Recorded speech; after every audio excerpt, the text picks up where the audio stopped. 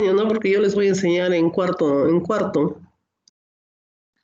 Entonces, ahí, ojalá tengamos la oportunidad de ver directamente. Entonces, la sangre sale a chorro, inmediatamente nosotros canalizamos bien y en esa zona de la canalización tenemos que evitar que aire, ¿no? Entonces, no debe introducir aire.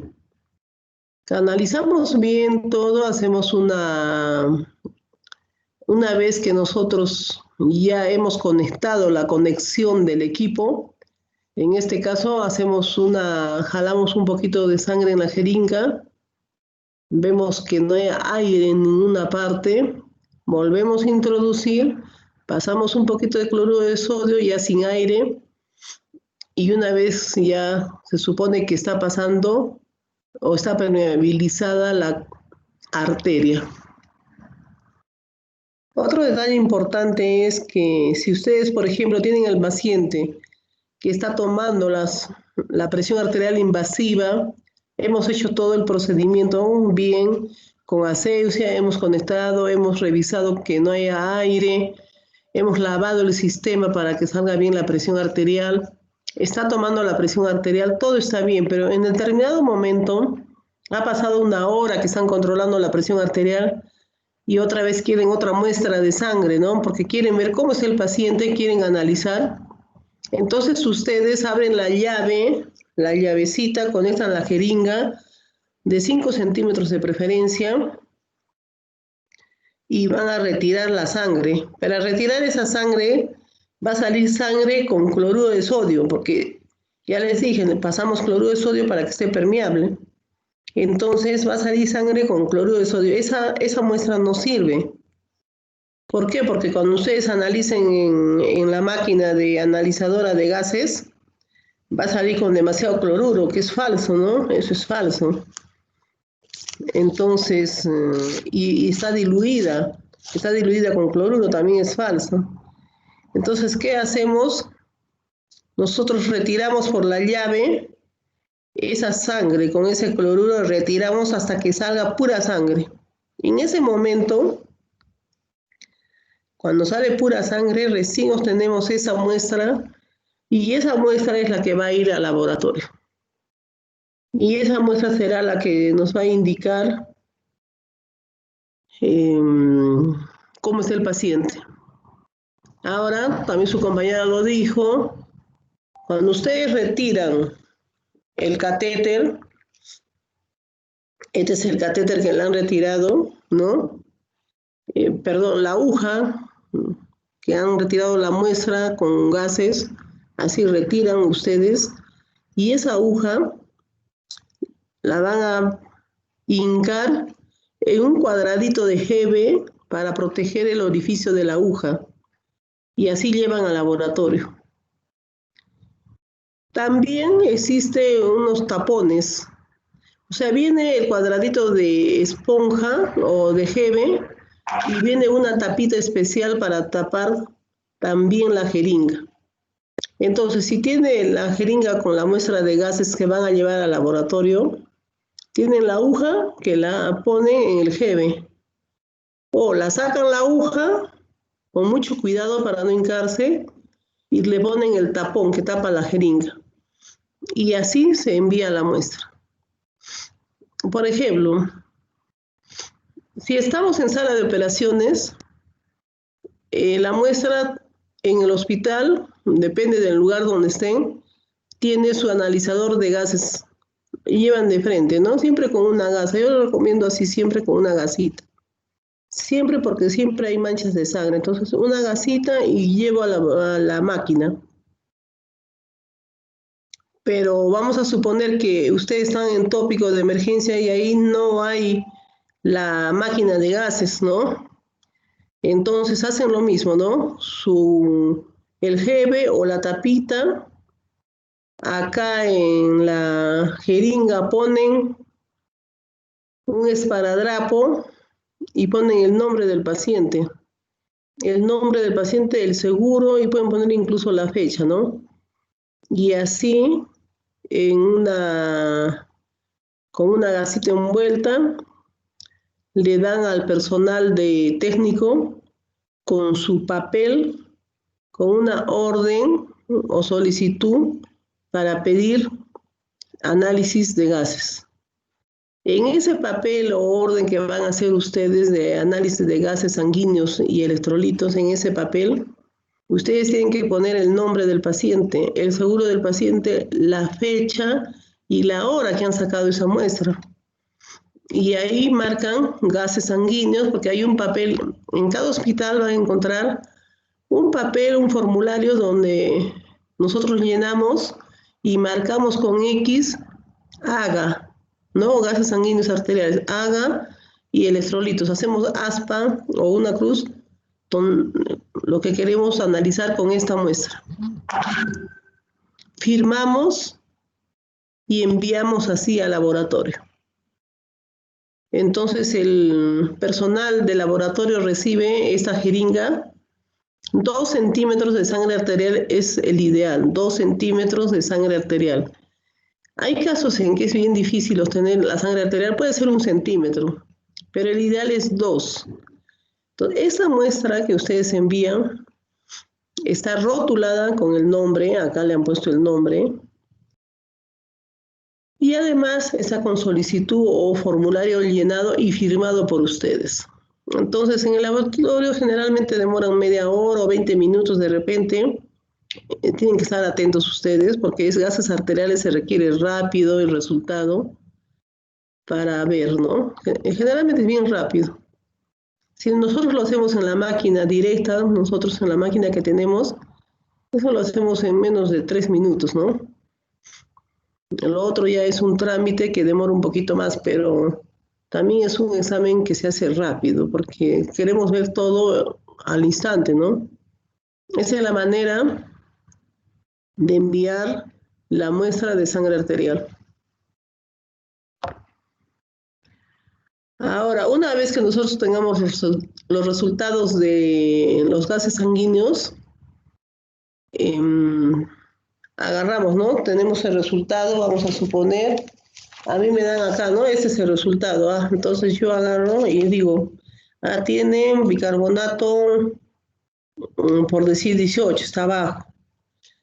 Tengo el pH, que normalmente es 7.35, tiene 7.20, está acidótico, ¿no?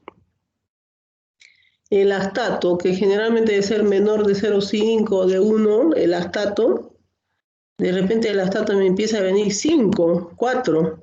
Digo, no, este paciente está yendo mal, ¿no? O de repente viene el lactato a la muestra siguiente, 8. O sea, quiere decir que todo lo que se le está haciendo de repente no está ahí, necesita algo. Puede ser líquidos, puede ser antibióticos, puede ser sangre. Veo entonces cómo está el cloro, cómo está el potasio, cómo está el sodio, veo la hemoglobina. Este paciente necesita algo más, ¿no? Ahora cuando sale, por ejemplo, el lactato muy elevado en pacientes muy graves, por decir sale más de 15, ya ese es un caso demasiado grave, ¿no? También nos sale la glucosa. La glucosa, por ejemplo, nos sale en un paciente que esté estresado, que normalmente no es diabético, pero está pasando por un momento de estrés, de enfermedad, de infección o de sangrado, todo. Podría ser que en un comienzo la glucosa se eleve, ¿no? Y encontremos la glucosa, por ejemplo, de 150, 170. Si el parámetro no se aleja mucho de 120, que es lo normal, la glucosa, entonces observamos, pasa 1 hora, 2 horas, 3 horas, otro control, ¿no? Entonces, cuando ya viene el otro control y la glucosa que estaba en 150, de repente ya hacen 200, 220, decimos, no, está empeorando, ¿no? Entonces ya tenemos que pensar en administrar la insulina, ¿no? Después vemos también la presión de oxígeno, la hemoglobina, y así vamos controlando. Vemos el potasio, si está muy bajo, entonces tenemos que poner potasio en una hora de repente, fraccionado, de repente tenemos que poner disuelto en 100 centímetros. Entonces, todo eso vamos corrigiendo. Entonces, los gases es muy importante, ustedes les indica bastante, ¿no? Cómo llevar al paciente. Y hay una cosa importante que les voy a mencionar, que a veces puede suceder en pacientes, sobre todo, que no tienen buena anatomía o muy obesos de repente, o de repente en ese momento ha pasado algo, pero en vez de sacar línea sangre arterial, en casos que no tenga ya su equipo estable o permanente, sino es la primera vez que ustedes van a canalizar la arteria radial, por error pueden sacar muestra de vena, no de arteria. Entonces a veces sucede eso. Entonces la muestra la sacan de vena y piensan que es arteria. Y la mandan a analizar. Y te da datos diferentes, ¿no? Da datos, por ejemplo, como que el CO2 está aumentado, el oxígeno está más bajo. Entonces, ¿por qué? Porque es vena. Y de repente nos asustamos y decimos, no, el paciente está fallando el oxígeno, está fallando algo, ¿no? Y no es, pues, no es sangre arterial, sino es sangre venosa. Podría darse ese caso también, o sea, siempre ustedes cuando manejen un resultado tienen que manejar de acuerdo a la clínica del paciente, cómo se encuentra el paciente, ¿no? Es importante eso, ¿no? O sea, siempre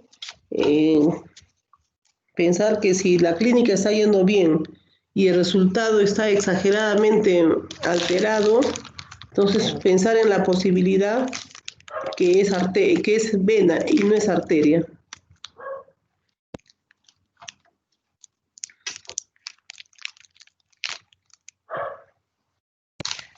Eso es todo lo que podemos hablar sobre lo que es canalización y obtención de una muestra de sangre arterial. Para eso nos sirve, ¿no?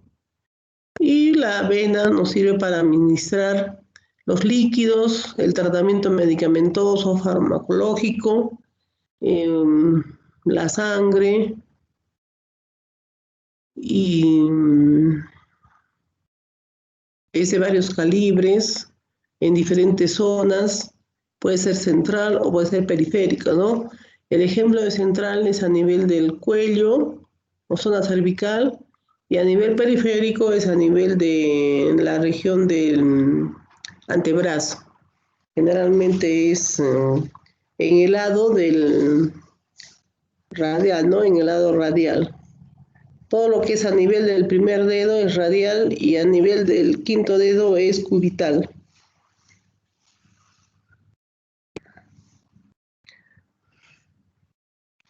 Eso es todo lo que hemos avanzado sobre canalización de la arteria radial. La importancia de obtener una buena arteria, ¿no? Importante en todo tipo de pacientes, sobre todo en los pacientes graves, delicados. Muy bien lo que han leído, muy bien. ¿Y alguna duda, alguna pregunta sobre este tema para pasar al siguiente?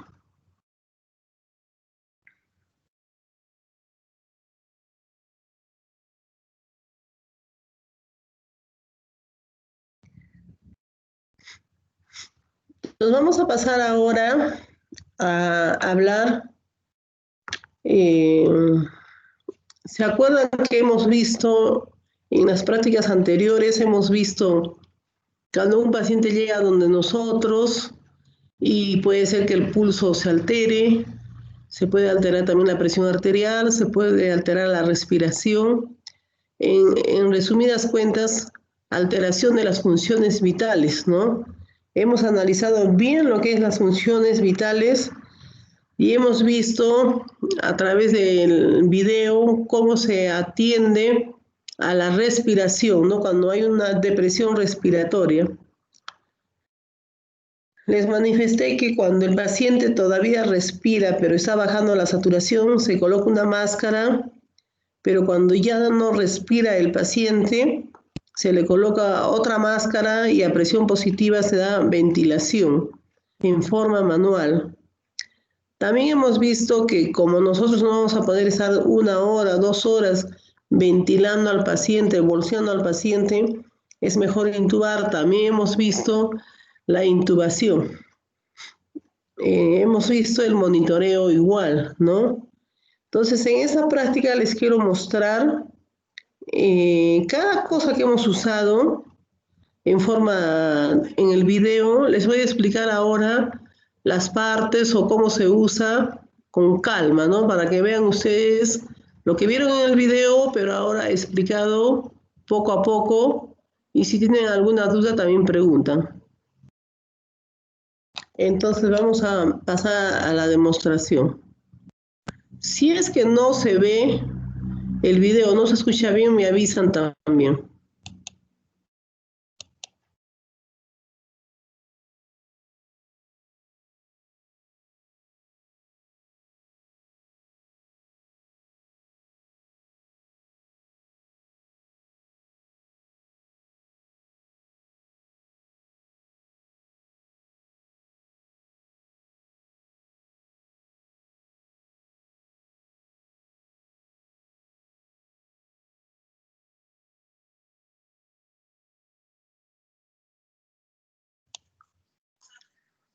¿Están escuchando bien y miran bien? ¿Escuchan y miran bien?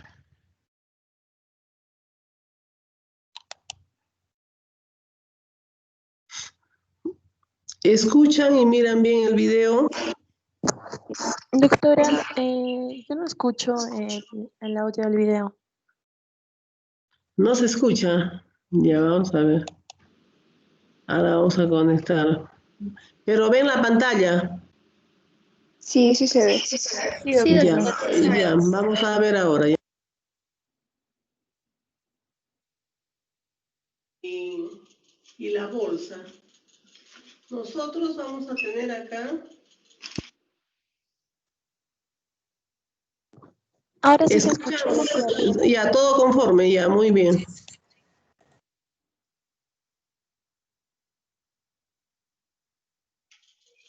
Este es importantísimo, que tiene la conexión para la máscara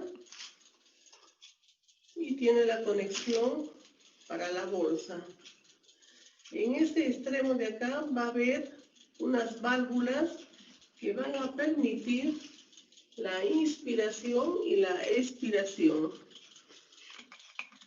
Entonces ustedes van a ver acá perfectamente conectado aquí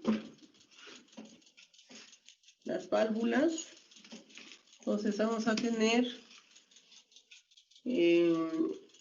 acá hay una válvula, la conexión, y acá va a ir esta máscara.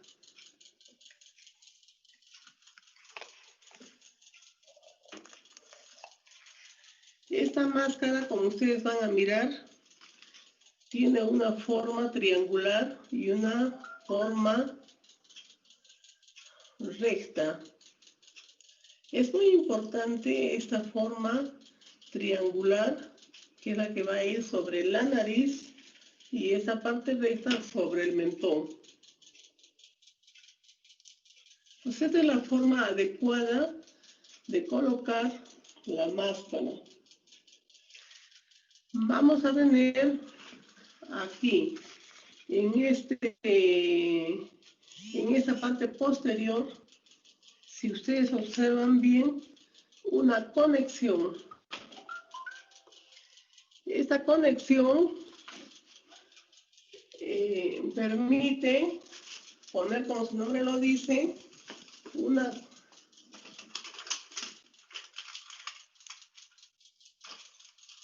conexión de una manguera Y esta manguera posteriormente va a ir hacia el oxígeno.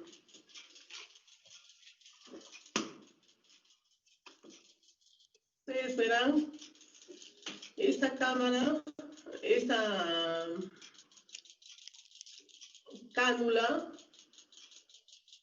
va a ingresar aquí. Ustedes se acuerdan que todos los balones de oxígeno son verdes, entonces esto irá hacia un balón verde.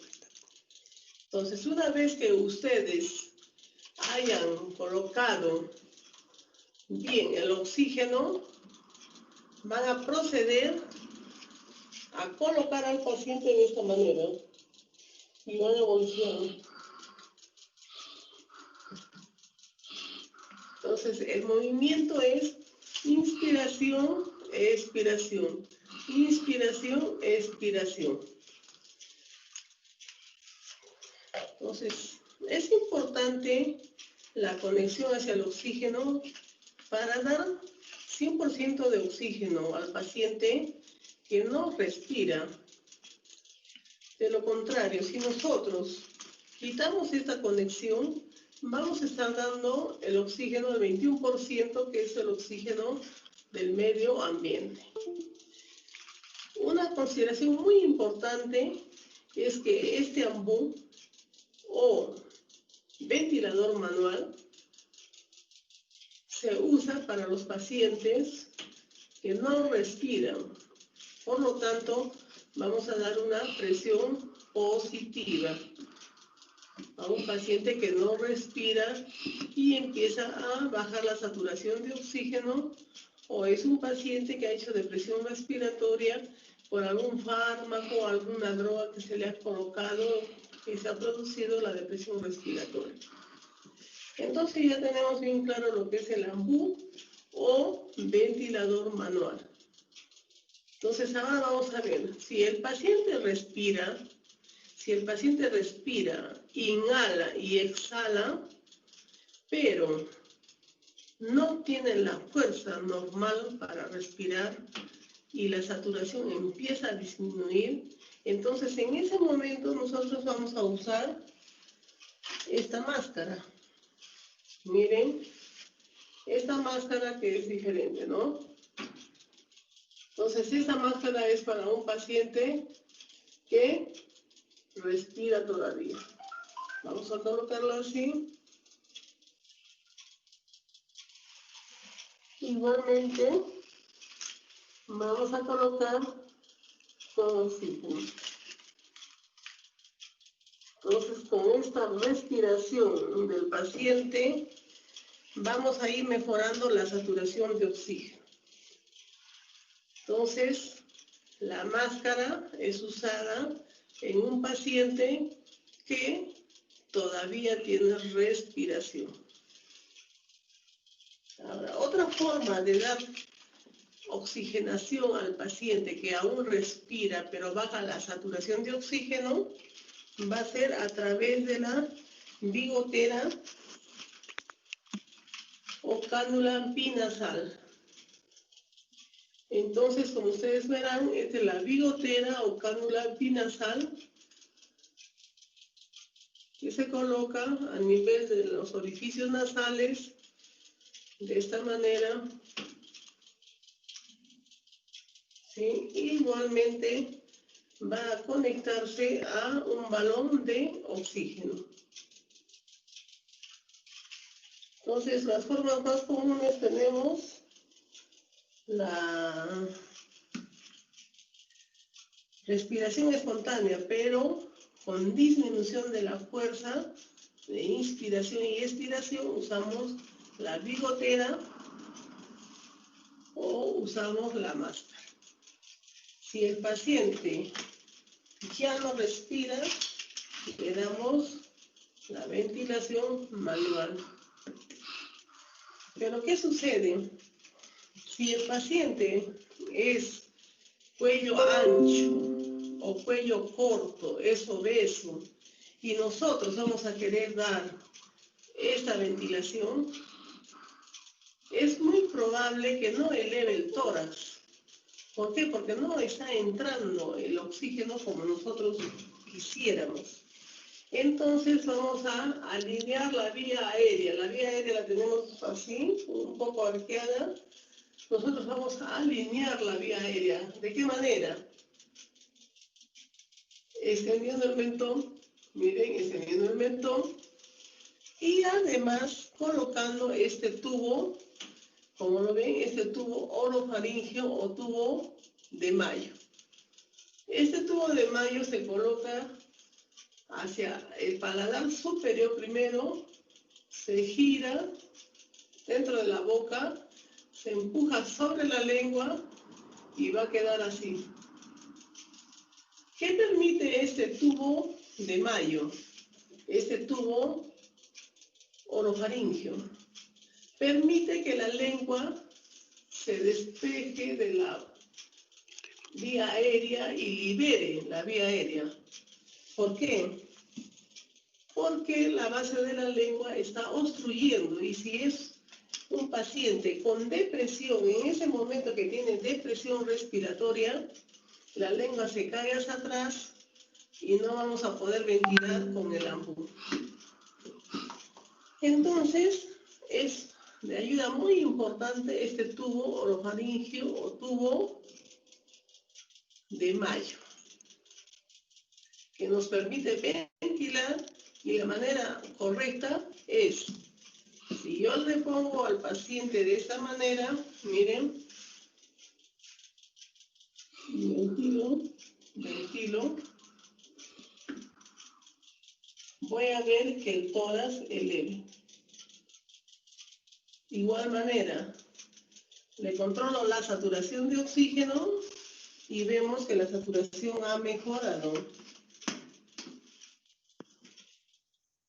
Entonces, la manera correcta, como les decía, así, de esta manera vamos a dar, y si la lengua se cae hacia atrás, vamos a tener el tubo de Mayo colocado correctamente acá, en la boca, de la boca hacia la orofaringe, y vamos a alinear la vía aérea en forma correcta. La vía aérea va a estar alineada. Y podemos elevar el tórax muy bien. Y como les decía, siempre conectado a una fuente de oxígeno. Entonces todo a una fuente de oxígeno, como están viendo, balón verde. Y de esa manera vamos a poder conectar al AMBU. Entonces, tenemos un paciente que ya le hemos dado ayuda con el AMBU, hemos ventilado normalmente, le hemos dado la ayuda con el AMBU, pero ¿qué sucede? Que el paciente no respira y nosotros estamos ocupados con el paciente todo el momento dando ventilación, y probablemente nos vamos a cansar, o probablemente el paciente no va a recuperar la respiración, y nosotros tenemos que coger una vía, poner una droga, poner un fármaco, o de repente tenemos el temor que venga un vómito o se vacíe el estómago y el paciente se pueda aspirar. Entonces, nosotros tenemos que tomar todas las precauciones. ¿Qué hacemos en ese momento? Pensar y decimos, en este paciente tengo que realizar una intubación endotraqueal. Para ello vamos a usar, previamente, me estaba pasando, yo estoy controlando las funciones de la saturación, ¿cierto? Entonces, en todo momento, yo voy a estar controlando lo que es la saturación de oxígeno, el pulso y la elevación del tórax. Entonces, si el paciente, tomamos la decisión de intubar al paciente, vamos a agarrar, o ustedes piden donde se encuentra el laringoscopio. Entonces, el laringoscopio consta de este mango y esta hoja.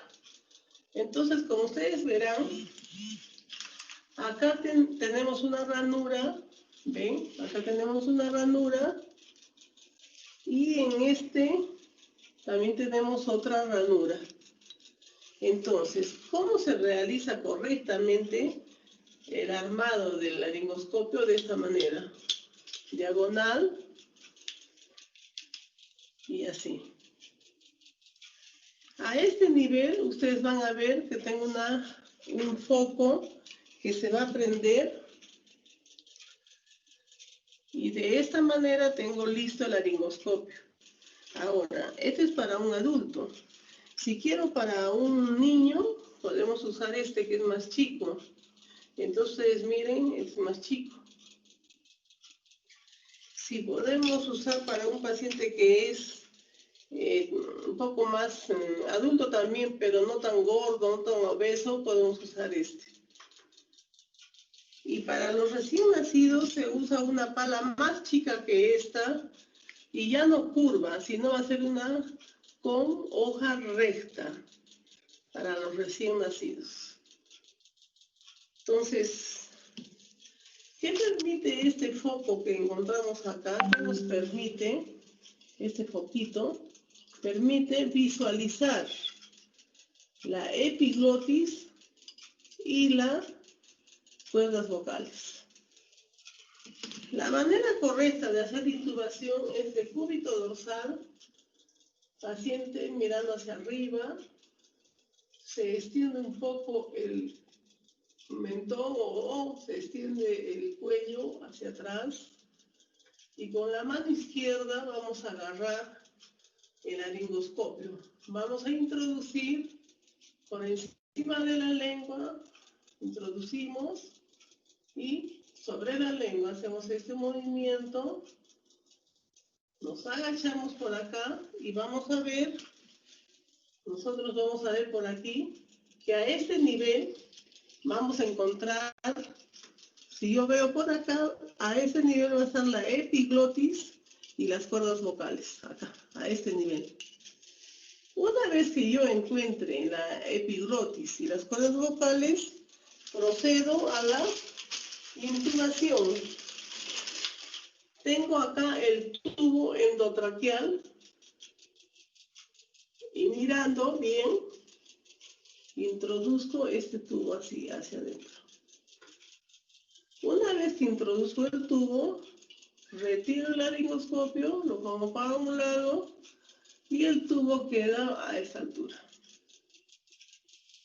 ¿Ya? Es muy importante. Entonces, ¿qué parámetros vamos a tomar para la consideración del tubo? En un adulto así como yo, se considera este tubo, por ejemplo, número 8. Acá ven ustedes, este tubo número 8 también puede ser número 7, 7,5 o también puede ser 9. Y la comisura labial, en caso de un adulto con tubo 8, va a quedarse a nivel del número 20 o número 21.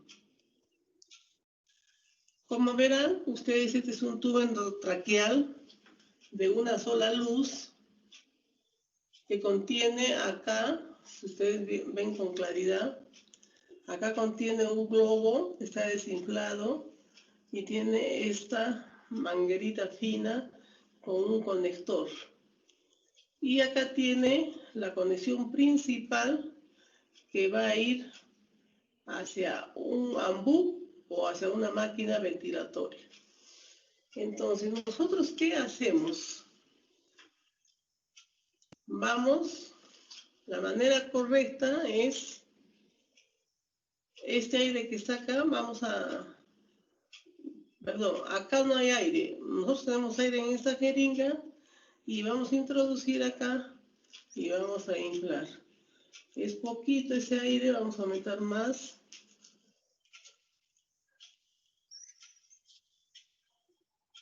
Vamos a aumentar un poco más para que ustedes observen.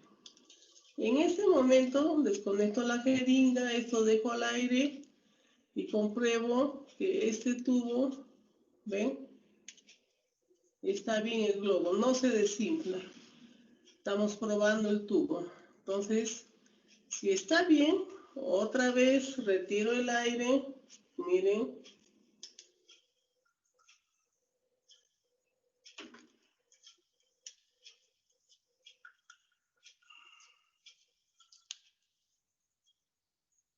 Retiro todo el aire y de esta manera es como va a ingresar hacia la tráquea. Como les decía, a nivel del 20, una vez que esté en la tráquea, recién inflo este globo, que ya lo he probado, lo he acabado de probar. Entonces, ahí recién inflo. ¿Y qué permite este globo inflado en la tráquea? Impide que haya fuga de oxígeno hacia el exterior y de igual manera va a evitar que si en la boca hay secreciones salivales ingresen hacia la tráquea. Esa es la función de este globo o cabo. Una vez que nosotros tengamos ya el paciente intubado y está número 20, 21 a este nivel, procedemos a fijar con esparadrapo, dándole la seguridad para que no se introduzca más o no se salga. ¿Qué sucede si se sale o se introduce más? Podría ser que nosotros estemos solamente ventilando el lado derecho o el lado izquierdo, o de repente estamos dando una mala oxigenación al paciente. ¿Cómo comprobamos que damos una buena oxigenación al paciente con el tubo endotraqueal, ya el tubo endotraqueal colocado en la tráquea? Vamos a bolsear, miren ustedes, aquí, yo bolseo,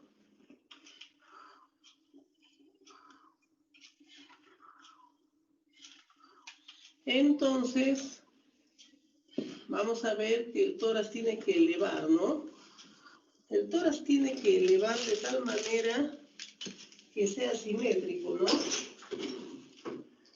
Vamos a ver si hay... Entonces, ustedes van a ver que el guante hace la función de pulmón. Entonces yo he conectado y miren.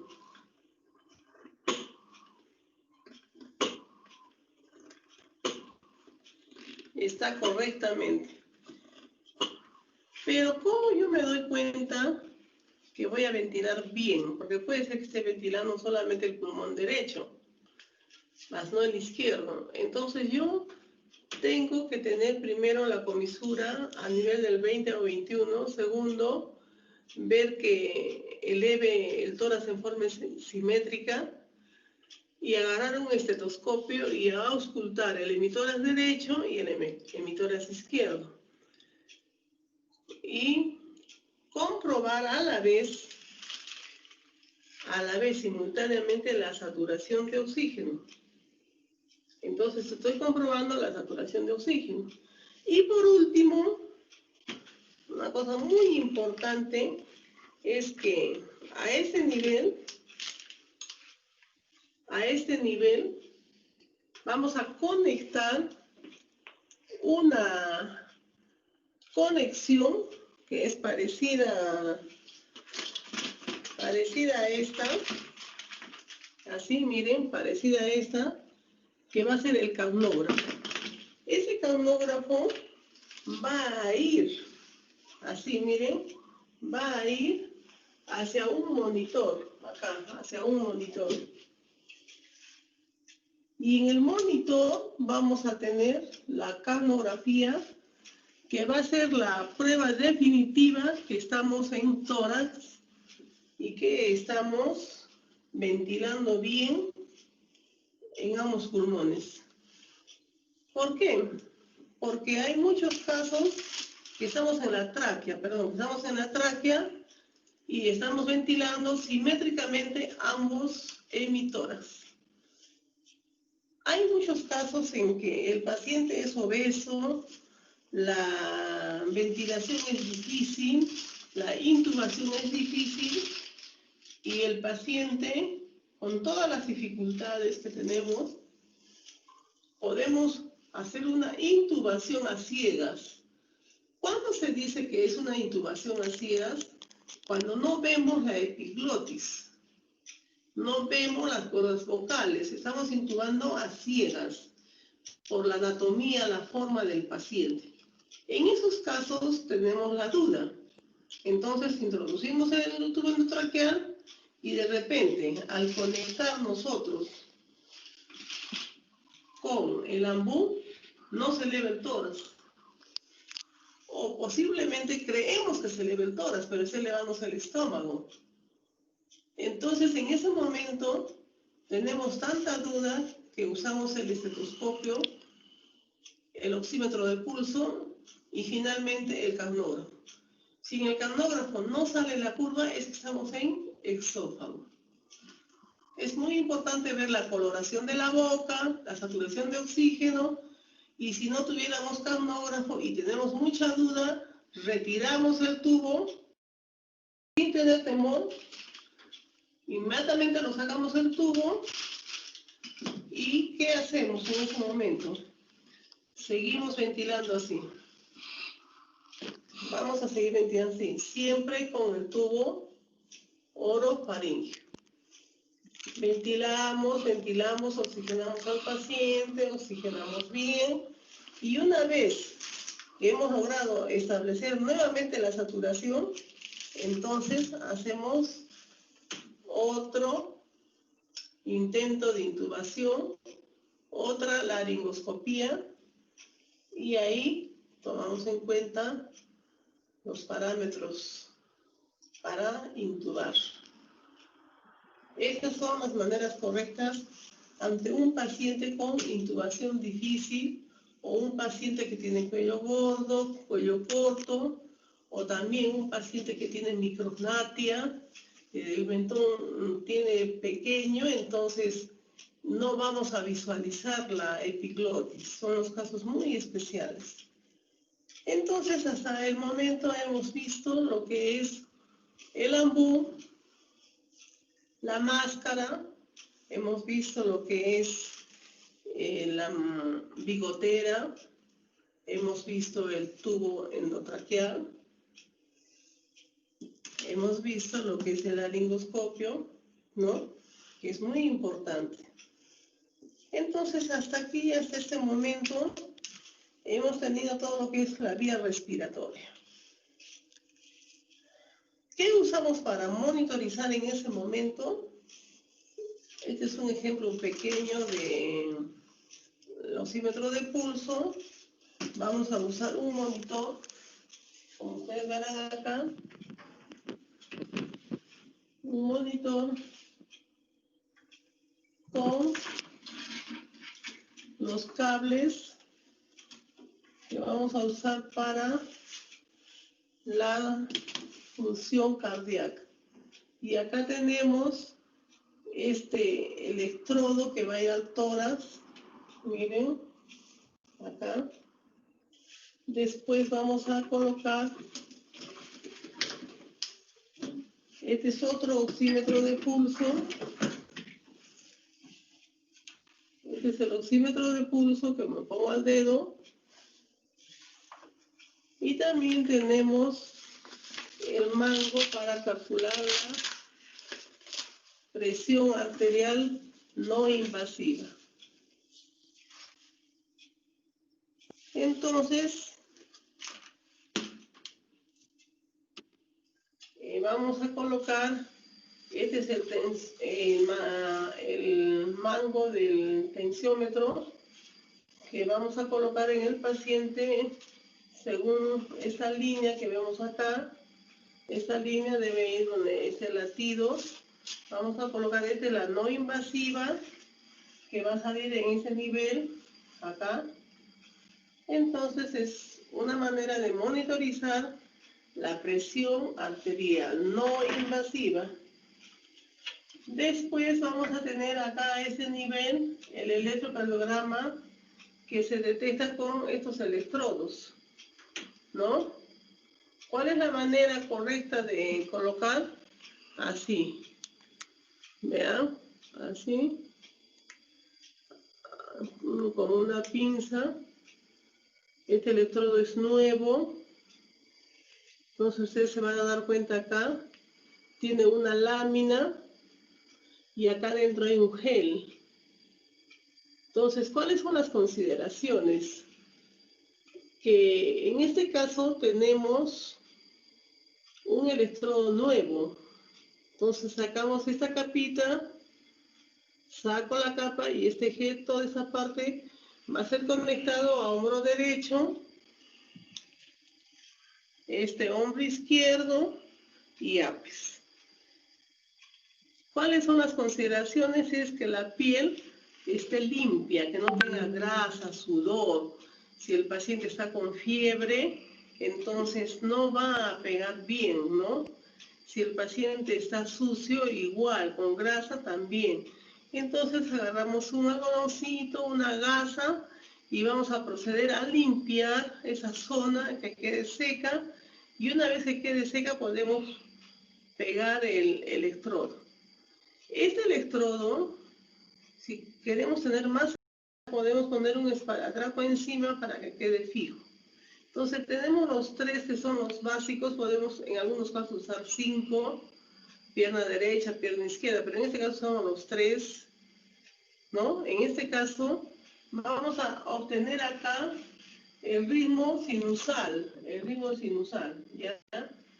Entonces ya tenemos que es la frecuencia cardíaca. Y luego lo básico es el oxímetro de pulso. Para el oxímetro de pulso es importante ver que este foco esté prendido. Ya, entonces ahí ponemos el pulpejo del dedo. Vamos a poner el pulpejo del dedo y aquí a este nivel va a salir la onda de pulso. ¿Ven? La onda de pulso.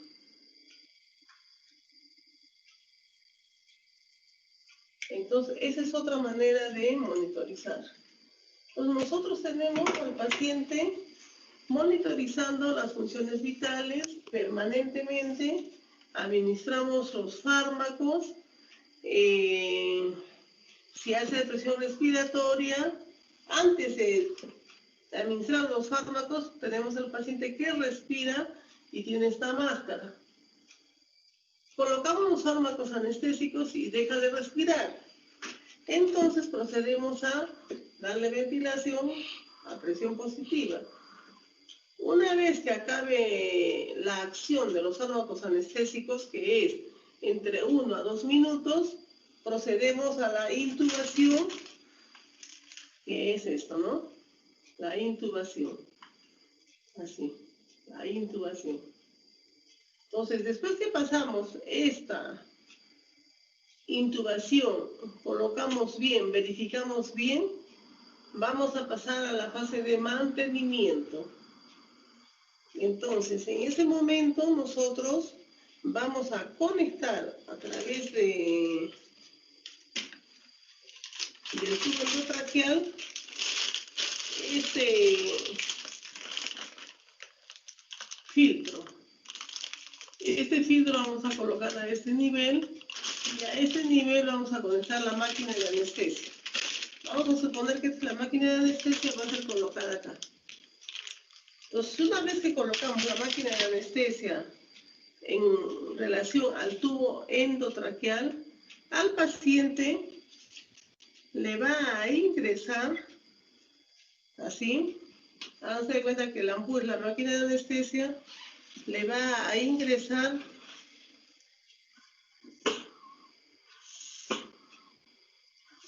oxígeno y el gas anestésico. Entonces, acuérdense, oxígeno y gas anestésico.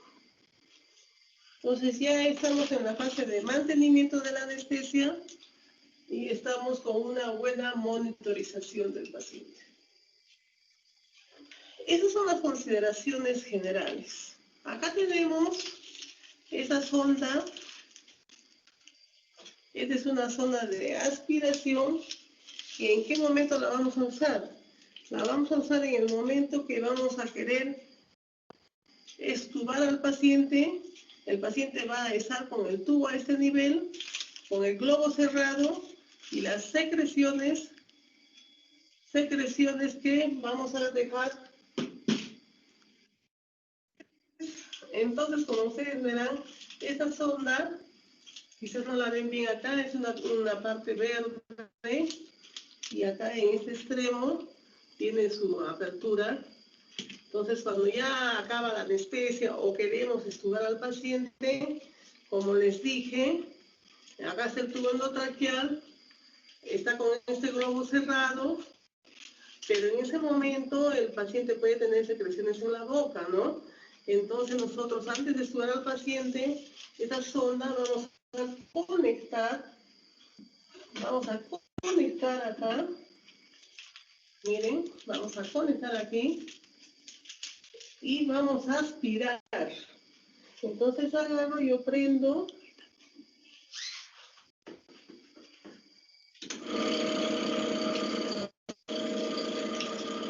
Entonces acá tenemos la aspiración. Acá va a salir el contenido. Acá saco todo lo que hay en la boca. Aspiro bien. Esto lo coloco a un lado, ¿no? Apago la aspiración. Entonces en ese momento teníamos el tubo acá. Desinflo el cap. Desinflo este globo acá. Y yo desinflo, saco el aire. Acá vamos a ver.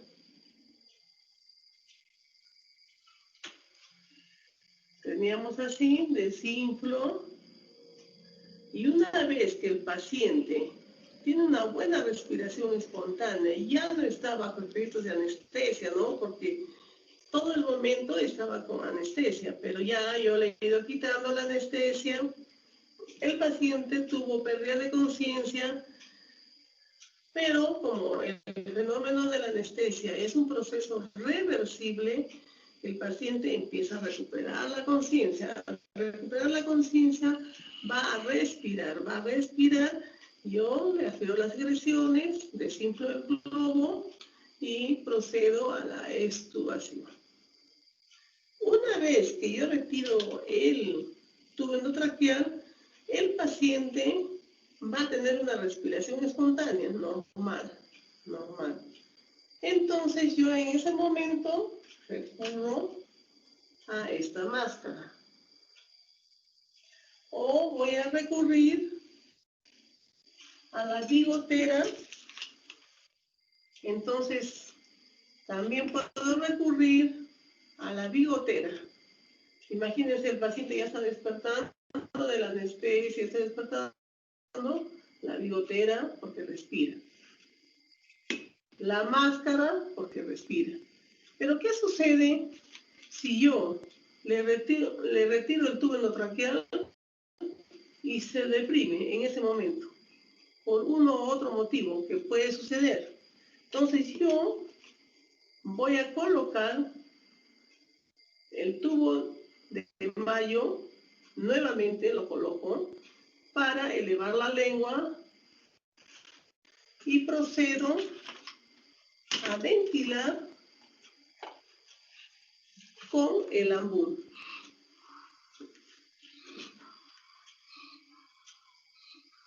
Entonces consigo una respiración normal. Y confío en que yo, al retirarle el anestésico, el paciente está recuperando la conciencia, está recuperando la respiración. ¿Qué sucede si a pesar de ventilarle con ambú, el paciente hizo depresión respiratoria, que es una complicación, ¿no? Posintubación hace una depresión respiratoria y no conseguimos bien. Y el paciente empieza a desaturar. No hay problema. Puedo intubar de nuevo. En casos severos. Uno para eso tiene que evaluar el momento, si es un caso severo o es una depresión solamente momentánea. Entonces, hasta ahí estamos viendo toda la parte de la inducción de la anestesia, de la intubación de la anestesia y del mantenimiento de la anestesia. Ya, entonces hasta acá tenemos mantenimiento de la anestesia Y cuando ya acabe la cirugía, vamos a cerrar el anestésico, seguimos controlando las funciones vitales, extubamos al paciente y procedemos a llevarlo en una camilla a recuperación posanestésica. En recuperación posanestésica, nuevamente vamos a colocar los electrodos al paciente, nuevamente vamos a conectar el mango del tensiómetro al paciente y vamos a conectar la saturación. Entonces, en la recuperación posanestésica, el paciente va a empezar a salir de plano anestésico y nosotros vamos a seguir controlando las funciones vitales. Todo ese procedimiento de recuperación posanestésica es un procedimiento que va a demorar aproximadamente 1 o 2 horas, dependiendo del estado del asa del paciente, que es muy importante. Entonces, hasta aquí hemos visto las generalidades de lo que es una inducción, el mantenimiento y una extubación de un paciente en anestesia. Entonces, con esto tenemos todo lo que es generalidades de la anestesia general.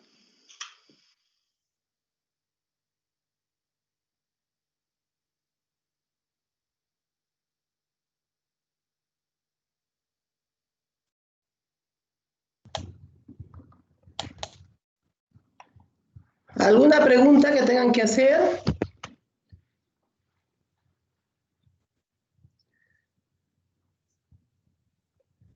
Hemos visto todo lo que hemos usado durante el video que les expuse, cómo ayudar a un paciente que hace depresión respiratoria. Entonces, ¿alguna duda que tengan al respecto?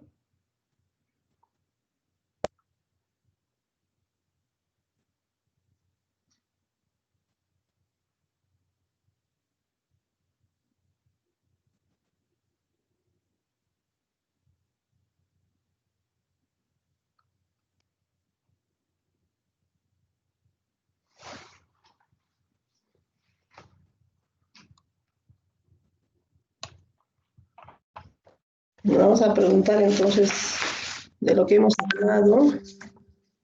A ver, Tiña Flores, en el adulto, ¿a qué altura se debe dejar el tubo endotraqueal?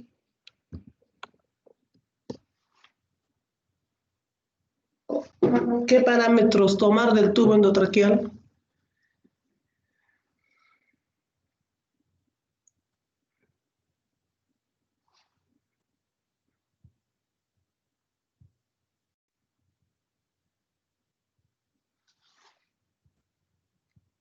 Macedo.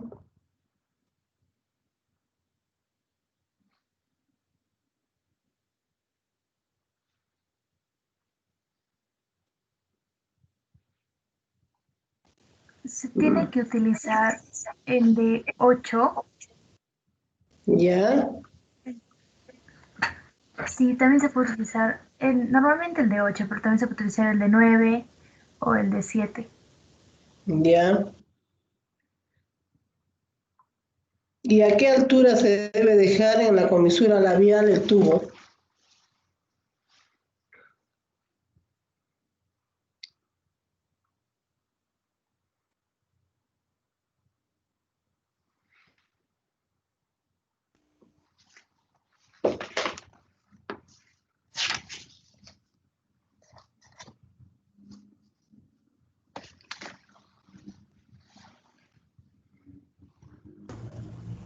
Doctora, ¿puedo responder? Ya, está bien, está bien. Es creo en la marca de 22 centímetros. Así es, en la 22 o 21 en el adulto.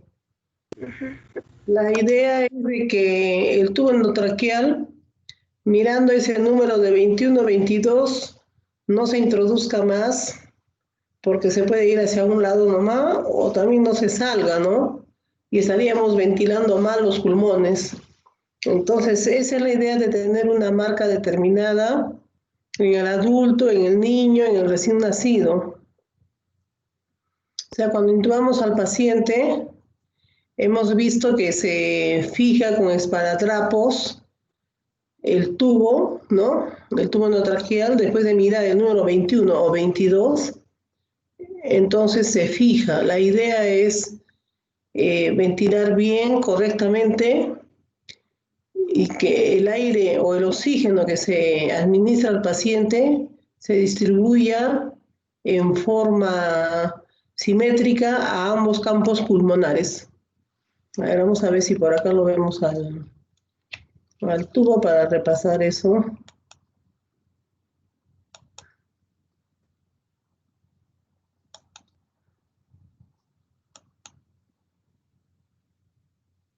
Y está número 20, 21 a este nivel. Procedemos a fijar con esparadrapo, dándole la seguridad para que no se introduzca más o no se salga.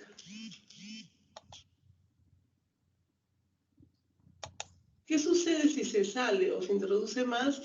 Podría ser que nosotros estemos solamente ventilando el lado derecho o el lado izquierdo, o de repente estamos dando una mala oxigenación al paciente. ¿Cómo comprobamos que damos una buena oxigenación al paciente con el tubo endotraqueal? Ya el tubo endotraqueal colocado en la tráquea. Vamos a bolsear. Miren ustedes, aquí yo bolseo.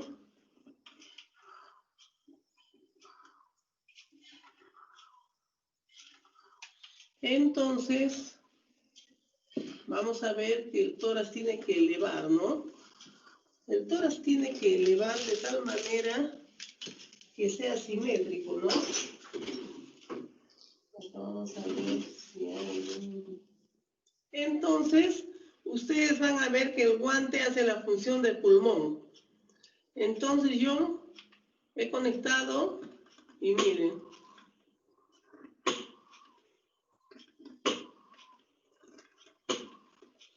Está correctamente. Pero ¿cómo yo me doy cuenta que voy a ventilar bien? Porque puede ser que esté ventilando solamente el pulmón derecho, más no el izquierdo. Entonces yo tengo que tener primero la comisura a nivel del 20 o 21. Segundo, ver que eleve el tórax en forma simétrica y agarrar un estetoscopio y auscultar el emitórax derecho y el emitórax izquierdo. Y comprobar a la vez simultáneamente la saturación de oxígeno. Entonces estoy comprobando la saturación de oxígeno. Y por último, una cosa muy importante es que a este nivel vamos a conectar una conexión que es parecida a esta, así miren, parecida a esta, que va a ser el capnógrafo. Ese capnógrafo va a ir, así miren, va a ir hacia un monitor, acá, hacia un monitor. Y en el monitor vamos a tener la capnografía, que va a ser la prueba definitiva que estamos en tórax y que estamos ventilando bien en ambos pulmones. ¿Por qué? Porque hay muchos casos que estamos en la tráquea, y estamos ventilando simétricamente ambos emitórax. Hay muchos casos en que el paciente es obeso, la ventilación es difícil, la intubación es difícil, y el paciente, con todas las dificultades que tenemos, podemos hacer una intubación a ciegas. ¿Cuándo se dice que es una intubación a ciegas? cuando no vemos la epiglotis, no vemos las cuerdas vocales, estamos intubando a ciegas por la anatomía, la forma del paciente. En esos casos tenemos la duda. Entonces introducimos el tubo endotraqueal y de repente, al conectar nosotros con el ambú, no se eleva el tórax. O posiblemente creemos que se eleva el tórax, pero está elevamos el estómago. Entonces, en ese momento, tenemos tanta duda que usamos el estetoscopio, el oxímetro de pulso y finalmente el capnógrafo. Si en el capnógrafo no sale la curva, es que estamos en exófago. Es muy importante ver la coloración de la boca, la saturación de oxígeno, y si no tuviéramos capnógrafo y tenemos mucha duda, retiramos el tubo sin tener temor, inmediatamente nos sacamos el tubo y ¿qué hacemos en ese momento? Seguimos ventilando así.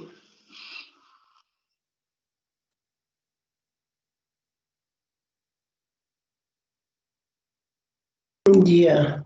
Es importante la pregunta que les hice porque tomar en referencia los números del tubo endotraqueal, tanto como les decía en adulto, en niño, en recién nacido, y recién después de ello podemos inflar el globo que está en el tubo. Ese globo o CAF le decimos, inflamos recién con el objeto que no entren secreciones de la boca, la saliva, a la vía respiratoria, o también no haya mucha fuga de los gases, ¿no?, hacia afuera.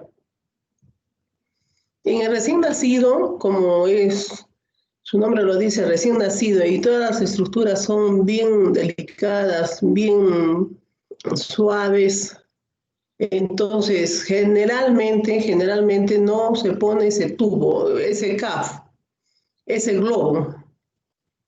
Ese globo a nivel de la mucosa de la tráquea puede producir alguna laceración, ¿no?, en el niño.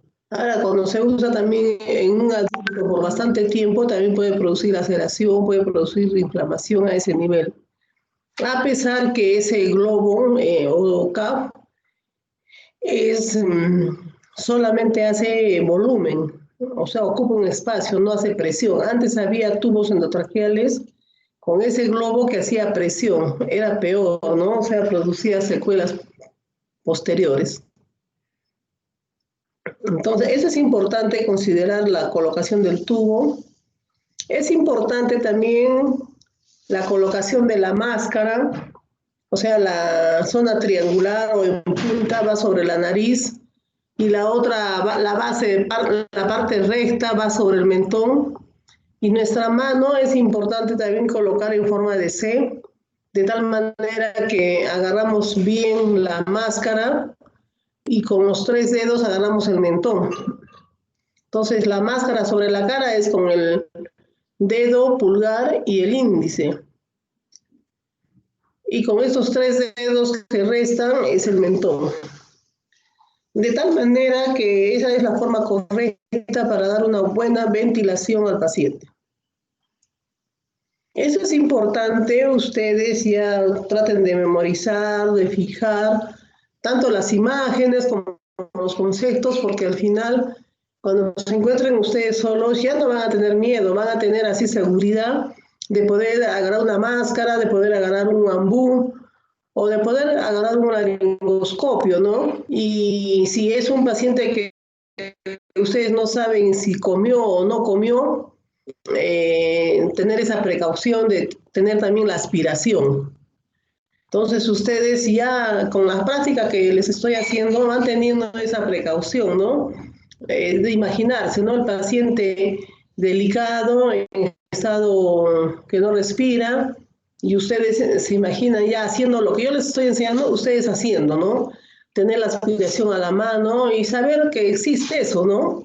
Que existe todo eso para manejar, que existe también una vía endovenosa, existe una vía arterial.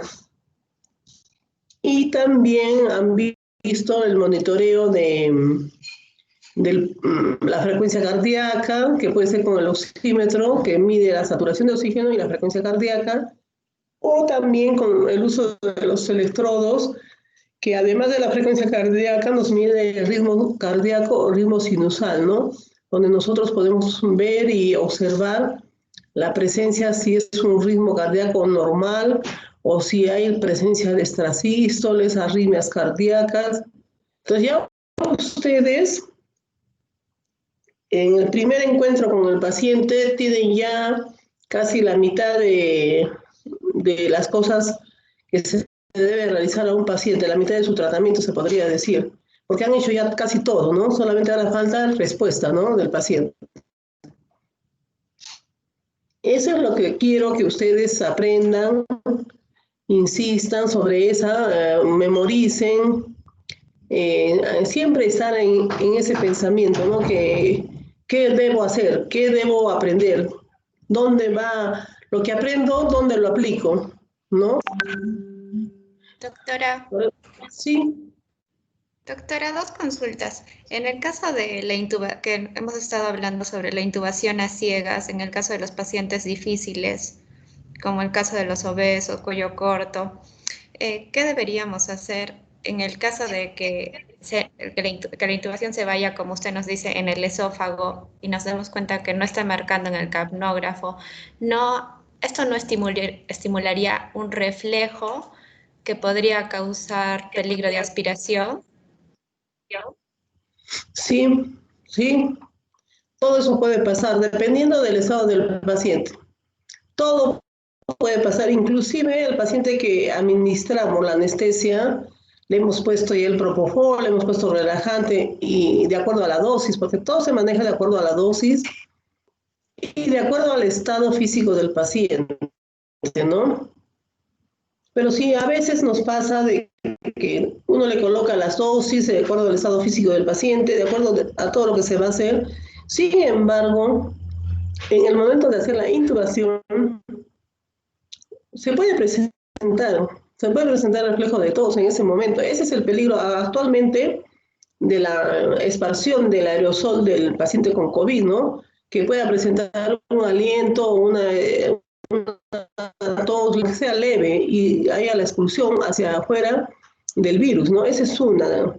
Otra, ese reflejo, o también de repente no solamente es reflejo, sino hay relajación, hay, como se dice, vaciamiento gástrico, ¿no? El paciente ya está con pérdida de conciencia y cuando hay pérdida de conciencia puede haber vaciamiento gástrico, entonces sale el contenido y se puede pasar hacia el pulmón. Eso también puede suceder.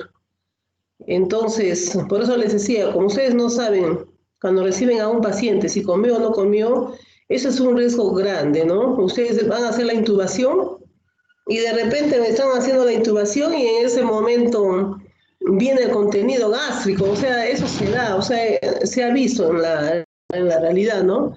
Ven el contenido gástrico y ya no ven la epiglotis, ya no ven las cuerdas vocales, sino ven el contenido gástrico.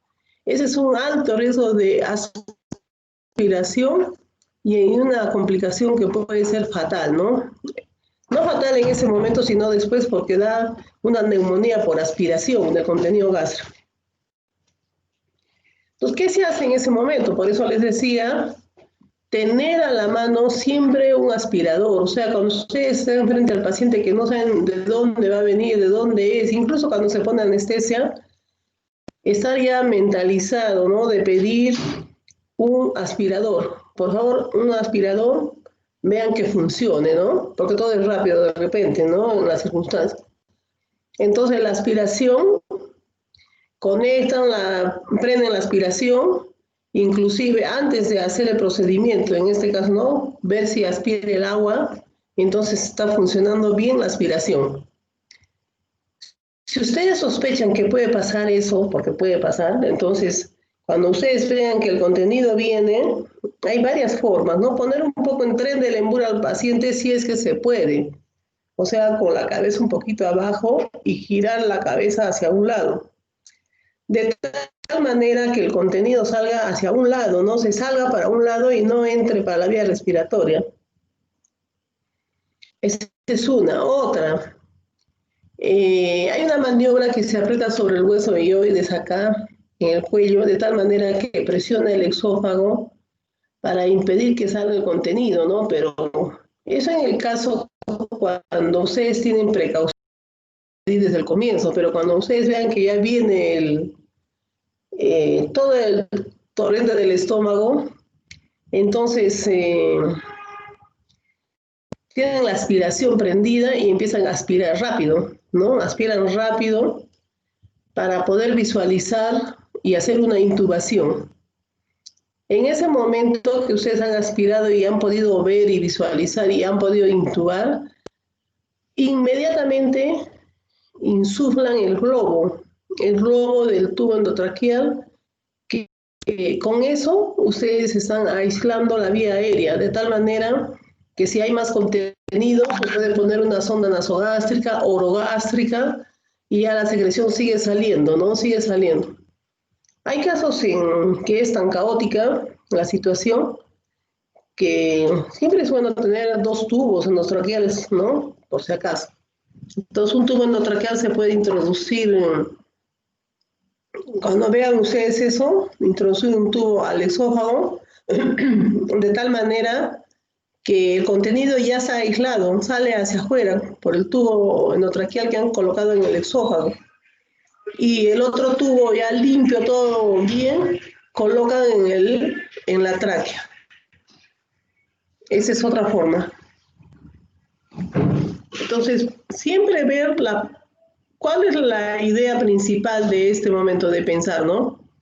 Que ustedes tienen que evitar que ese reflejo que puede haber ese reflejo, o de por sí, ya no hay reflejo, simplemente el paciente está inconsciente y hay un vaciamiento gástrico y sale el contenido, ustedes saber que ese contenido no debe ingresar a la vía respiratoria, eso es lo principal.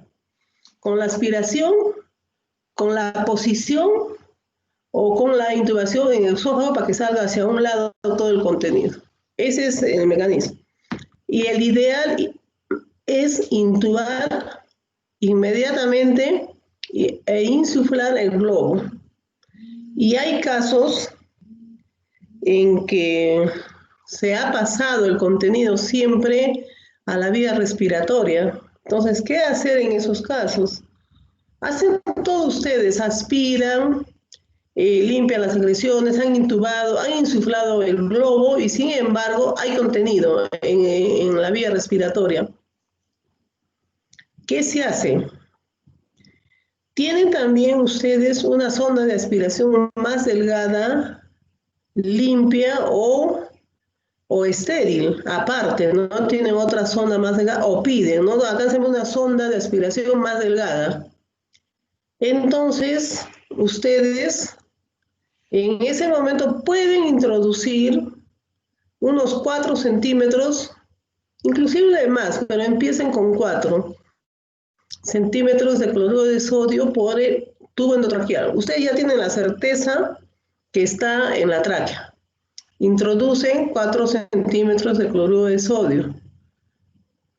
Ventilan 2, 3 veces manual y luego introducen la aspiración con la sonda estéril más delgada, hacen la introducción, ¿no? Introducen y aspiran. En el momento que ustedes introducen la sonda de aspiración delgada dentro del tubo endotraqueal, en ese momento ustedes no apretan nada. Cuando se introduce recién la sonda, no apretan, no aspiran nada todavía. Primero introducen la sonda, la localizan, más o menos se introduce la mitad, un poco más de la mitad de la sonda. Una vez que han introducido, recién se aprieta el orificio y se empieza a aspirar. Se empieza a aspirar y ese cloruro de sodio que ha ingresado, si hay contenido en la vía aérea, contenido del estómago, va a salir de otro color, ¿no? El cloruro que introdujeron va a salir sucio, ¿no? Va a salir verde, va a salir medio café. Entonces ustedes están haciendo verificación si entró esa secreción y a la vez puede ingresar un poco más de líquido, por decir 10 centímetros de cloro de sodio, y volver a hacer esa maniobra, ¿no? 10 centímetros, 1, 2, 3 bolseadas suaves, suaves, introducen la zona de aspiración y aspiran esos 10 centímetros cúbicos, lo aspiran, pero ya sucio, ¿no? O sea, va a salir sucio porque está haciendo un pequeño lavado bronquial. Ahora, esa también, esa introducción del cloruro de sodio, dependiendo de cómo sea el paciente, pero podemos colocar 1 o 2 centímetros de silocaína en ese cloruro de sodio, que sí, la silocaína puede ser introducida por el tubo endotraqueal con cloruro de sodio, de tal manera que permite una broncodilatación y a la vez con el cloruro de sodio un lavado de la zona, del bronquio, de los bronquios para retirar la zona que se aspira. Como ya tenemos la sospecha que, o mejor dicho, la verificación que se aspiró, poner un corticoide, no puede ser hidrocortisona, y después sí o sí el paciente tiene que recibir antibióticos, ¿no? Ya esa sería una complicación.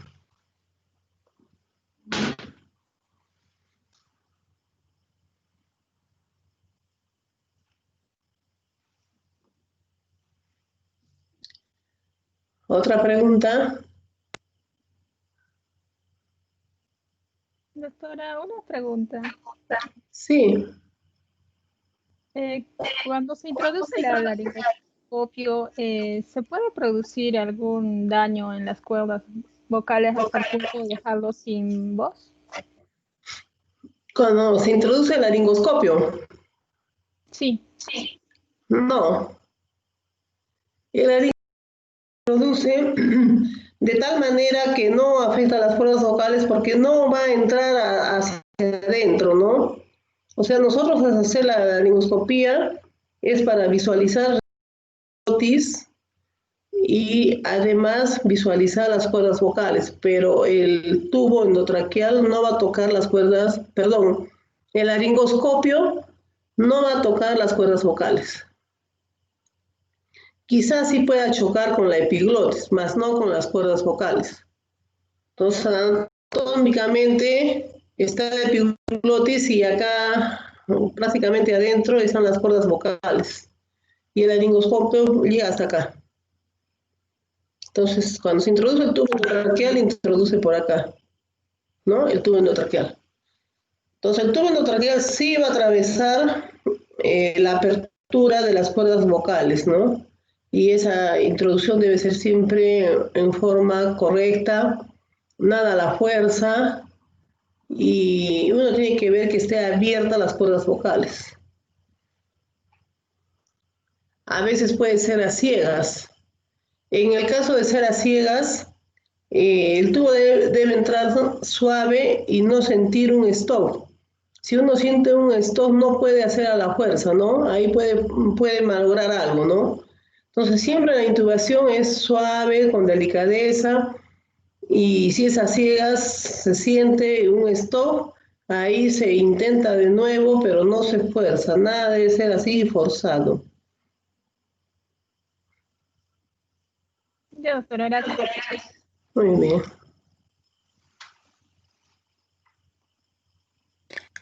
Doctora, tengo una duda. ¿Cómo sabemos que el globo del tubo endotraqueal está completamente inflado? Ya, muy bien. Es una buena pregunta. Vamos a ver acá. Generalmente un tubo endotraqueal, nosotros cargamos en una jeringa 4 a 6 centímetros de aire. Ese es el ideal, ¿no? Cargar unos 4 o 6 centímetros de aire e insuflar. Una vez que insuflamos, nosotros no estamos viendo porque el globo está adentro, ya en la tráquea, ¿no? Pero sí, en la conexión que está con la jeringa que estamos insuflando, hay una especie de mini globo. Y ese mini globo nosotros lo palpamos y ese nos da la tensión. Si se aprieta un poco o se deprime un poco con la mano, o sea, nosotros apretamos así, si se deprime un poco, está bien, no debe estar tenso. Entonces quiere decir que el globo en la tráquea está también bien. Pero, por ejemplo, si yo presiono ese mini globo que está afuera y no hay nada de tensión, no hay nada de tensión, quiere decir que falta aire. Y si está muy tenso, quiere decir que le debo de quitar aire. Esa es la manera. Entonces, acá, por ejemplo, vamos a ver si es que se puede mirar acá.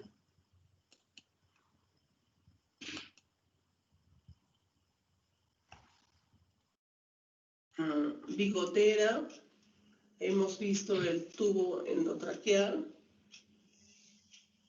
Hemos visto lo que es el laringoscopia o un paciente que tiene cuello gordo, cuello corto, o también un paciente que tiene... Ya, miren acá. A ver. No sé si se me está escuchando. Sí, se me escucha. Observen, este es el tubo endotraqueal. Este es el globo, acá. Este es el globo que va a la tráquea. Y acá es el número 20, 21 o 22, acá está. Acá tenemos la boca, ¿no? La comisura de la boca. Y esto ya está en la tráquea. Esta es la conexión. Acá hay un orificio y acá vamos a colocar la jeringa de aire, ¿no? Generalmente 5 o 6 centímetros de aire que introducimos. En algunos casos se puede introducir 8 centímetros de aire. ¿Cómo se comprueba? Presionando aquí. Presionamos aquí, si está muy blandito, o sea, se deprime, no hay nada de tensión, quiere decir que falta aire. Si está suavemente, se deprime, es lo correcto. Y si está muy tenso, por decir muy tenso, se puede poner con 12 de aire, con 13 de aire, 13 centímetros de aire. Entonces quiere decir que cuando yo apriete acá, no, va a estar bien tenso, demasiado. Entonces yo retiro aire, pongo acá la jeringa y aspiro. Aspiro todo de preferencia. Entonces yo digo, si yo le he puesto, por decir, 12 de aire, en este momento le voy a poner solamente 8. Entonces en la jeringa cargo, aspiro el émbolo hasta 8, que es aire. 8. Conecto aquí y le insuflo al globo 8. Presiono acá y me va a deprimir suavemente. Entonces esa es la idea. O sea, yo tengo que conectar aire y comprobar al presionar acá, pero teniendo como base de que entre 4 a 6 es lo normal, ¿no? Esa es la idea.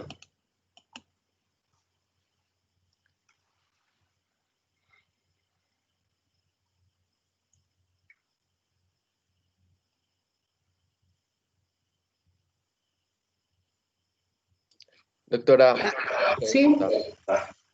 pero Sí. respecto a la vía o línea arterial. Bueno, se sabe que muchos pacientes con coronavirus han estado teniendo trombosis y se puede suministrar heparina. Usted habló de la heparina. ¿Se puede administrar solución salina heparinizada para solucionar de alguna manera este problema? ¿O se usan algunas otras cosas en la práctica clínica? O sea, sobre todo al poner la línea arterial en pacientes con COVID.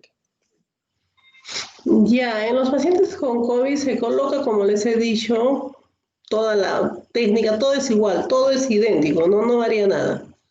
Ahora, si nosotros queremos prevenir la trombosis en un paciente con COVID, se usa por la vía endovenosa o generalmente es por la vía subcutánea la enoxaparina. O sea, no se usa la heparina como tratamiento, salvo, no he visto, ¿no? No he visto. Y ahora en caso de COVID, peor, que es todo nuevo, pero lo que sí se usa es la enoxaparina, puede ser una dosis por día, por la vía subcutánea es de preferencia. Y esa la canalización de la línea arterial y la preparación del suero con heparina es para evitar la trombosis, más que todo la trombosis, que se obstruya o se tape la vía arterial. Con ese fin se hace. Porque se puede tapar o se puede obstruir, entonces de vez en cuando se hace un plus de cloruro de sodio con esa solución de heparina que es 1 centímetro en 1 litro de cloruro de sodio, o sea, es mínima, ¿no? Como les digo, se puede usar con heparina o sin heparina. Normalmente se usa con heparina, pero es para tener permeabilizada la línea arterial, más no como tratamiento. Gracias, doctora. Muy bien.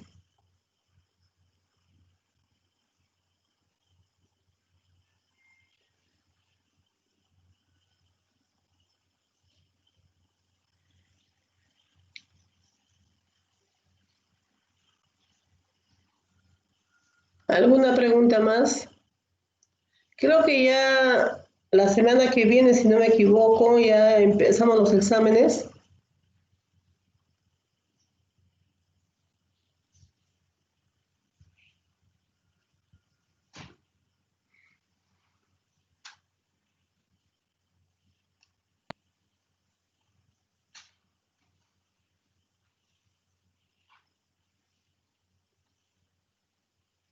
No están al tanto de los exámenes, creo que es esta semana que viene.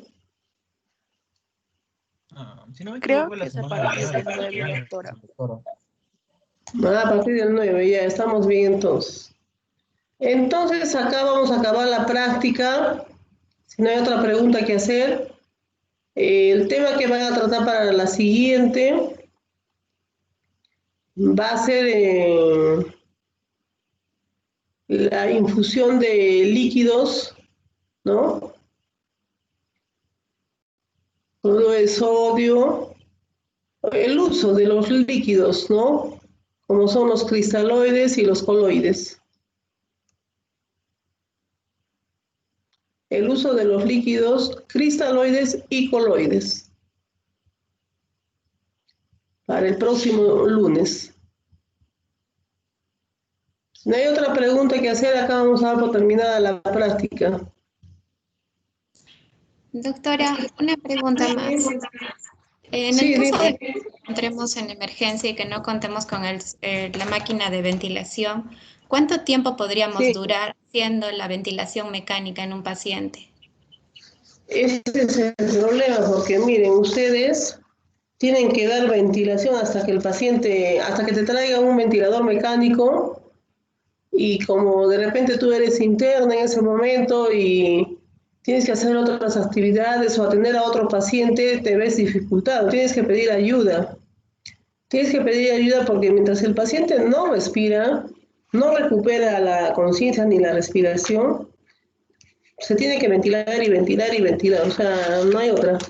Por eso ya tener en mente de pedir todo para intubar y tener máquina, ¿no? Ese es un problema bien serio porque se presenta. Se presenta que el paciente llega por emergencia y sin embargo no respira, lo intuban y en ese mismo instante no hay, ¿no? Entonces uno tiene que coordinar y ordenar y solicitar que ese paciente va a necesitar ventilación. Todo es un proceso, todo es un protocolo para traer un ventilador mecánico y en esos tiempos peor, ¿no? Que no hay ventiladores ahora. Pero se ventila mientras el paciente no respira.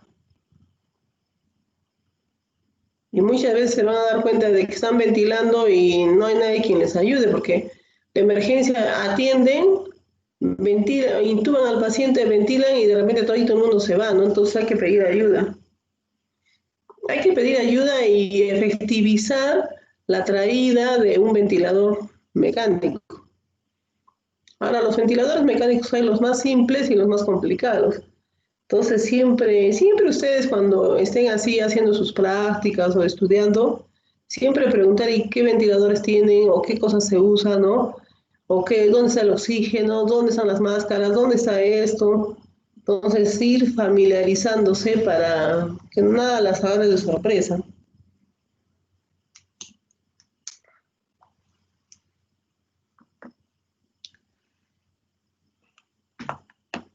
Pero mientras el paciente tenga buenos signos vitales, esté intubado y esté recibiendo oxígeno y no respira, o sea, ustedes tienen que seguir ventilando. Ahora, ¿cómo se puede ver si respira el paciente o está recuperando su respiración? Es, ustedes dejan de ventilar y el paciente ya empiezan a ver que solito empieza a elevar el tórax, ¿no? Y ven que el canógrafo también está funcionando bien. Entonces, en ese momento, ustedes dicen de que ya pueden empezar a dejar solamente una cánula en el tubo endotraqueal, una canulita de oxígeno, pero que haya entrada y que haya salida. Y que si se mantiene la saturación de oxígeno, el tórax se eleva bien, y sería ideal en ese rato controlar también la canografía, porque la canografía es un dato muy importante. Entonces, con todo eso, ya es una ayuda enorme, ¿no? Es una ayuda enorme para que ustedes puedan decir, ya voy a empezar a dejarlo con una máscara, ¿no? A desintubar y dejarlo con una máscara. En ese momento, una evaluación completa para poder tomar esa decisión.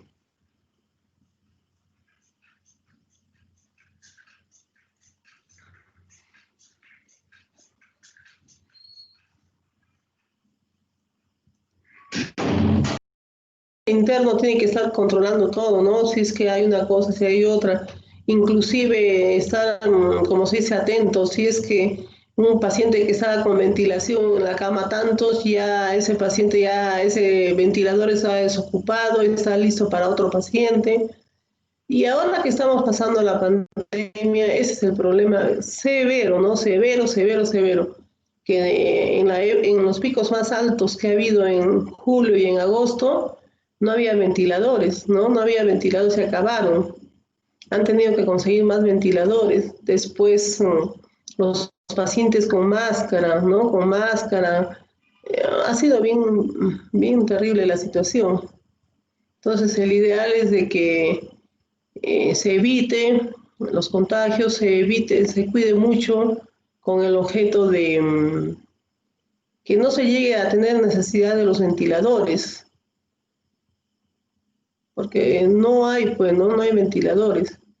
Entonces, la situación es brava, o sobre todo a nivel mundial. Lo que se quiere es que no haya mucho paciente al mismo tiempo por ese detalle, ¿no? Que no hay, ¿no? No hay camas, no hay ventiladores para tanto paciente, ¿no? Esa es la idea.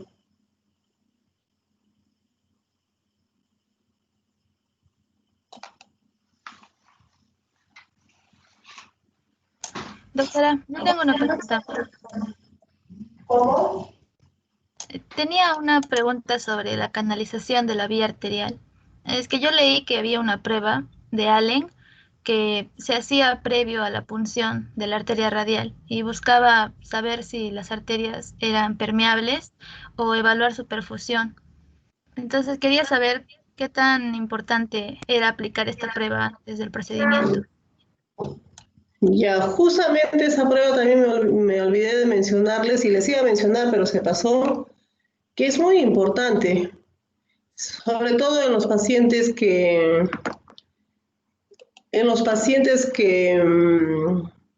se puede decir que tiene la otra arteria mal, ¿no? Hay casos raros, no es común, pero bien, bien raro que un paciente, por ejemplo, haya tenido un antecedente grave o de enfermedad donde, por decir, la otra arteria se malogró, ¿no? Entre comillas. O ha tenido un accidente y la otra no funciona. Entonces, en esos casos se hace esa prueba para evitar tocar la arteria que ustedes están palpando. Porque si se complica o se presenta alguna complicación a nivel de esa que ustedes van a tocar, prácticamente el paciente ya no tendría una buena irrigación a ese nivel. Por ese motivo se hace. O en algunos casos, que también es raro, que haya anomalía congénita y no tenga una buena arteria. Por decir un ejemplo, ¿no? La cubital o la radial o una rama de la cubital. Hay casos, ¿no? Por ejemplo, conozco caso de una persona que tenía un pequeño tumorcito a nivel de la zona radial y le operaron cuando era niña, y como era niña y no se notaba bien los vasos sanguíneos, le ligaron la arteria radial, ¿no? Entonces, ella, por ejemplo, este es un caso especial, ¿no? Donde esa prueba ayuda bastante. Por eso siempre es bueno preguntar antecedentes al paciente. A veces el paciente no sabe, por ejemplo, en ese caso de esa niña, que acaso sabe de que de niña le hicieron eso, no sabe nada, ¿no? Pero, ¿qué cosa tiene de huella? Tiene la cicatriz. Entonces también ayuda, la cicatriz ayuda a que el paciente te informe, todo se toma en cuenta por eso, ¿no? Ustedes cuando hagan semiología se van a dar cuenta que el paciente en algunos casos puede ocultar algunas cosas porque no se acuerda, o no le informaron o no sabe, ¿no? Pero siempre al hacer el examen físico ustedes tienen que detectar. Está muy bien eso que has dicho, has hablado muy bien, es lo que faltaba. Gracias, doctora. Ya, muy bien.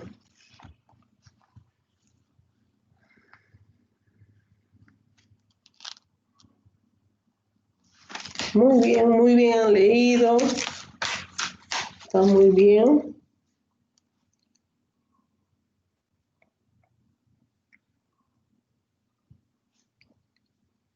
Entonces, para la próxima leemos perfusión de líquidos o infusión de líquidos, tanto cristaloides como coloides. ¿Ya? Está bien que se hayan preparado bien y que participen bien también. Hasta la próxima, entonces. Siempre lean, estudien. Las clases que está haciendo la doctora Ángela Quiñones también estudien bien, porque este es el momento en que ustedes van a aprender lo que van a necesitar a lo largo de su carrera. Hasta el próximo lunes. Que tengan un buen inicio de semana. Hasta luego. Gracias, doctora. Hasta el próximo lunes. Hasta luego. Hasta luego, doctora. Hasta luego.